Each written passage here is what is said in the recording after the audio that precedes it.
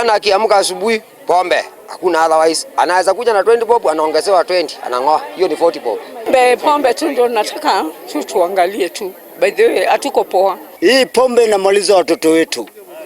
Na mkisimama hapa mnaangalia kweli kabisa watoto wanaumia. Endelea na madawa kwa sababu mihadarati naona imesumbua vijana wengi sana mpaka wamesahau mafamilia yao na hata wamesahau kuendelea katika masomo yao. Watoto wetu wanapofunga mashule, wale ambao wako high school wanakuja kupata setup mbaya, wanakuja kujiingiza katika mihadarati, wanarudisha hiyo tabia huko shuleni, na ndio maana tunaona madhara mingi ambayo inasababishwa na hayo madawa ya kulevya. Tukasema leo tujiingize ndani, tumetoka majengo huko, tumekuja jua kali, tunawaeleza jamii